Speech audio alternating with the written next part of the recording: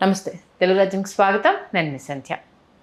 ప్రస్తుతం తమిళనాడులో TVK party అధినేత విజయ్ ఢంకా మోగించడంతో తమిళనాడు అంతటా విజయ్ పార్టీ నేతలు కావచ్చు, కార్యకర్తలు కావచ్చు, అలాగే ఆయన విజయానికి వెన్నుదన్నుగా ఉన్న అభిమానులు పెద్ద ఎత్తున సంబరాలు చేసుకుంటున్నారు. ఈ నేపథ్యంలో అంటే పుత్రుడు ఆ రేంజ్లో సక్సెస్ సాధించిన తర్వాత ఏ తండ్రికైనా పుత్రోత్సాహం అనేది ఎందుకుంటుంది చెప్పండి. మరి అలాంటి తండ్రి ముందుగా డైరెక్టరు, ఆ తర్వాతే ఆయన విజయ్ని సినిమాల్లోకి తీసుకొచ్చిన విషయం మనందరికీ తెలిసిందే కదా. మన తెలుగులో కూడా ఆయన 3 సినిమాలు డైరెక్ట్ చేశారు. ఓవరాల్గా 70కి పైగా సినిమాలేమో డైరెక్ట్ చేసినట్టుగా తెలుస్తోంది. మరి విజయ్ గురించి ఇప్పుడు ఎంత చర్చ జరుగుతుందో ఆయన తండ్రి గురించి కూడా అంతే చర్చ జరుగుతోంది. ఆయన గురించి మరిన్ని వివరాలు తెలుసుకునే ప్రయత్నం చేద్దాం. చరిత్రకారులు, సినీ రాజకీయ విశ్లేషకులు చిలకటి శ్రీకాంత్ గారు మనతో ఉన్నారు. ఆయన మాటల్లోనే. శ్రీకాంత్ గారు నమస్తే అండి. నమస్కారం సంధ్య గారు. నిజంగా మన ముందు మన కన్నవాళ్ళు ఎదిగినప్పుడు ఆ విజయాన్ని 10 మంది వచ్చి ఆ తండ్రితో చెప్పినప్పుడు అది మాటల్లో చెప్పలేము. ప్రస్తుతం విజయ్ తండ్రి అదే సంతోషంలో ఉన్నారు. ఆయన గురించి చెప్పాలంటే ముందుగా ఏం చెప్తారు? ఆయన ఈ 2026లో ఈ విజయాన్ని 2020లోనే ఊహించినటువంటి దార్శనికుడు ఎస్ఏ చంద్రశేఖర్ గారు. ఓకే. కాకపోతే 2020లో ఆయనే రాజకీయ పార్టీ ప్రకటిస్తాను, రాజకీయ పార్టీ నెలకొల్పుతాను అంటే, మా తండ్రి నెలకొల్పే రాజకీయ పార్టీతో నాకు ఏ సంబంధం లేదని కుండబద్దలు కొట్టిన వాడే విజయ్. పార్టీ కదా. అలా ఆ రోజు మరి తండ్రి అభిప్రాయాన్ని ఆ రోజు ఆయన అభిప్రాయంతో విభేదించి ఏకీభవించని విజయ్ గారు ఇప్పుడు పార్టీ పెట్టి పార్టీ నెలకొల్పి ఆయన విజయదుందుభి మ్రోగించిన తర్వాత ఇవాళ ఎస్ఐ చంద్రశేఖర్ గారు ప్రశాంతంగా ఉన్నారు. ఆయన అసలు విజయ్ గారు పార్టీ నెలకొల్పి ఆయన ఉధృతంగా ప్రచారం చేస్తున్నా, ఎక్కడ పర్యటిస్తున్నా కూడా ఎస్ఐ చంద్రశేఖర్ గారు మాత్రం అసలు నిర్మలంగా ఉన్నారు. ఆయన ధీర గంభీరంగా ఉండిపోయారు. ఆయన అంటే ఈ సాధించే విజయాన్ని ముందే ఊహించినటువంటి వ్యక్తి కావడంతో ఆయన ఏంటంటే ఎక్కువగా ఉత్సాహపడకుండా తన ఆనందాన్ని ఆయన ఒక విధంగా చెప్పాలంటే అణిచిపెట్టుకున్నారని మనం చెప్పుకోవచ్చు. ఎస్ఏ చంద్రశేఖర్ గారు ఆయన అసిస్టెంట్ డైరెక్టర్గా ఆయన తన జీవితాన్ని ప్రారంభించాడు. క్రైస్తవ కుటుంబంలో జన్మించాడు. 1945లో జన్మించిన ఎస్ఏ చంద్రశేఖర్ గారు హిందూ అయినటువంటి నిర్మాత సుబ్రహ్మణ్యం గారు ఆయన కుమార్తె శోభని ఆయన ప్రేమించి పెళ్లి చేసుకున్నారు. శోభ గారు మంచి రచయిత్రి తమిళంలో. ఆవిడ 50కి పైగా సినిమాలకి కథలు అందించారు ఆవిడ. ఈయన 78లో ఆయనకి దర్శకుడిగా అవకాశం రావడానికి ముందు 2 వరుస సంఘటనలు ఆయన జీవితంలో చాలా ప్రభావవంతమైన పాత్ర పోషించాయి. అదేంటంటే ఆయన శివాజీ గణేషన్ గారు హీరోగా ఉన్నటువంటి సినిమాకి అసిస్టెంట్ డైరెక్టర్గా పనిచేస్తూ లిప్ సింక్ అవ్వలేదట. శివాజీ గణేషన్ గారు పాట పాడుతున్నప్పుడు లిప్ సింక్ అవ్వకపోతే ఏ అసిస్టెంట్ డైరెక్టర్ అయినా వెళ్ళి డైరెక్టర్కి చెప్పి, లేకపోతే కొరియోగ్రఫీ చేస్తుంటే చెప్పి కట్ చెప్పండి అని చెప్తారు. ఈయనే కట్ చెప్పేసి ఈయనే రీటేక్ అన్నాడు అనమాట. అనేటప్పటికి శివాజీ గణేషన్ గారు ఆశ్చర్యపోయారంట. ఆశ్చర్యపోయి దేనికంటే లిప్ సింక్ అవ్వట్లేదు అంటే సరి చూసుకుని చాలా బాగా అబ్జర్వ్ చేసావు నువ్వు అని అభినందించాడంట శివాజీ గణేషన్. 1975లో నాళై నమ్మదే అనే సినిమా సేమ్ ఎంజి రామచంద్రన్ గారిది సేమ్ పరిస్థితి. లిప్ సింక్ అవ్వట్లేదు. సేతుమాధవన్ గారు డైరెక్టర్, ఆయన దగ్గర అసిస్టెంట్ డైరెక్టర్. అయినా సేతుమాధవన్ గారు అంటే చాలా పెద్ద డైరెక్టర్. జూలీ లాంటి సినిమా తీసినటువంటి దర్శకుడు సేతుమాధవన్ గారు. ఈయనే కట్ చెప్పేసి రీటేక్ అన్నాడు అనమాట. ఎంజీఆర్ గారు ఎందుకు అని చూస్తే లిప్ సింక్ అవ్వట్లేదండి ఆహా అనేసి సరే అని ఆయన సరి చూసుకుని సరిగ్గా లిప్ సింక్ అయ్యేలాగా ఆయన మూమెంట్ ఇచ్చేసిన తర్వాత ఏమి అభినందించకుండా వెళ్ళిపోయాడంటే ఎంజీఆర్ గారు. మరుసటి రోజు ఫ్లోర్లోకి వస్తుంటే ఇవాళ నుంచి నేను రావద్దని చెప్పారు, నీకు డిసిప్లిన్ లేదని ఎంజీఆర్ ఫీల్ అయ్యారు. నువ్వు డైరెక్టర్కి చెప్పాలి, కొరియోగ్రాఫర్కి చెప్పాలి, నువ్వు అసిస్టెంట్ డైరెక్టర్, నువ్వు కట్ చెప్పి నువ్వు రీటేక్ చేయమంటే ఎంజీఆర్ని రావద్దని చెప్పారు. ఇళ్ళని పంపించేశారు. ఓకే. ఈ 2 సంఘటనలు ఆయన మీద చాలా ప్రభావం చూపించాయి. ఆయన 78లో ఆయనకు ఒక సినిమా అవకాశం వచ్చి సరిగ్గా ఆడలా, సోసోగా ఆడింది. ఆ తర్వాత ఆయన ఇబ్బంది పడుతుంటే శోభ గారే కథ రాశారు. సట్టంబోరు ఇరుట్టరై 20 మంది నిర్మాతలు రిజెక్ట్ చేశారు దాన్ని. 21వ నిర్మాత పేరు చిదంబరం. ఆయన ముందుకు వచ్చి ఆయన విజయకాంత్ని హీరోగా పెట్టి ఆ సినిమా తీసి తమిళంలో సూపర్ డూపర్ హిట్ అయ్యి విజయకాంత్ని ఓవర్ నైట్ స్టార్ని చేసింది అక్కడ తమిళనాడులో. ఓకే. అదే తెలుగులో చట్టానికి కళ్ళు లేవు, న్యాయ ఇల్లిదాని కన్నడంలో, అక్కడ ఈయన 3 భాషల్లో ఈయన డైరెక్ట్ చేశాడు. ఎస్ఏ చంద్రశేఖర్ గారు 3 భాషల్లో సూపర్ హిట్. హిందీలో, మలయాళంలో ఎవరు డైరెక్ట్ చేశారు నాకు గుర్తులేదు. మలయాళంలో కూడా సినిమా అక్కడ రీమేక్ అయ్యి సూపర్ హిట్ అయింది. హిందీలో అంధాకాను తాతినేని రామారావు గారు డైరెక్ట్ చేశారు. రజనీకాంత్ గారు, అమితాబ్ బచ్చన్ గారు నటించారు. అట్లూరు పూర్ణచంద్రరావు గారు తీశారు. అలా ఈయన చిరంజీవి గారితో చట్టానికి కళ్ళులో ఇక్కడ సూపర్ హిట్ కావడంతో అక్కడ విజయకాంత్ గారితో తీసిన మరొక సినిమా వీరిట్టు బోరు కన్నగి అనుకో, అది పల్లెటూరు మనగాడుగా చేశారు. విజయకాంత్ గారి హీరో, అక్కడ ఇక్కడ చిరంజీవి గారి హీరో.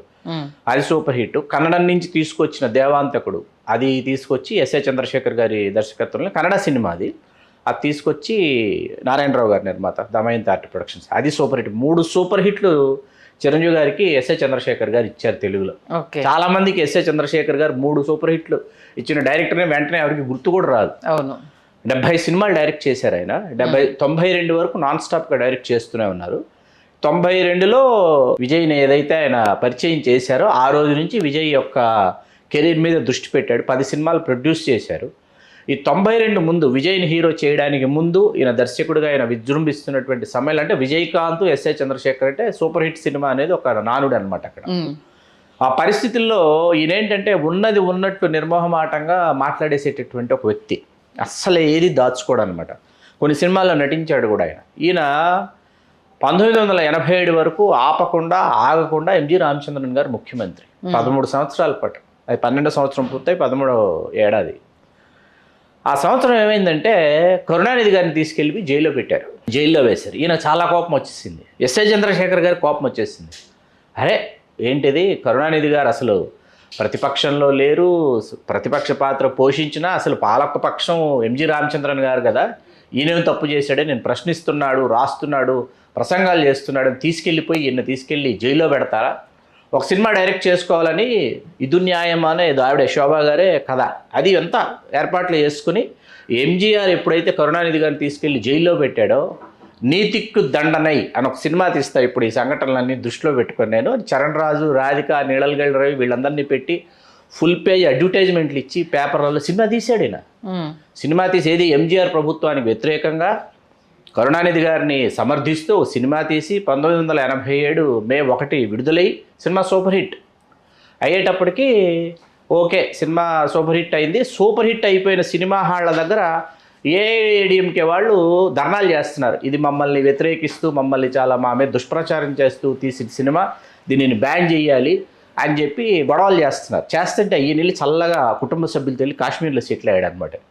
కరుణానిధి గారు ఫోన్ చేసి నువ్వు ఇక్కడ అగ్గి ముట్టించేసి నువ్వు అక్కడ వెళ్ళిపోయి కాశ్మీర్లో కూర్చుంటావా, రా ముందు రేపు అసెంబ్లీలో దీని గురించి చర్చ ఉంది, నువ్వు నాకు అందుబాటులో ఉండాలి కదా, నువ్వు ఏం తీసావో నాకు తెలియాలి కదా, రా ముందు నువ్వు అక్కడి నుంచి అంటే అక్కడి నుంచి చెన్నై వచ్చిన తర్వాత అసెంబ్లీలో వీళ్ళే గెలిచారు. ప్రభుత్వం ఓడిపోయింది, వీళ్ళే గెలిచారు. సినిమా ఆడింది, చాలా బాగా ఆడింది, ఆడుతోంది, సినిమా ఆడుతోంది. ఈలోపు ఏమైంది, ఎన్నికలు ముంచుకొస్తున్నాయి. వాస్తవానికి సినిమా బాగా ఆడుతోంది.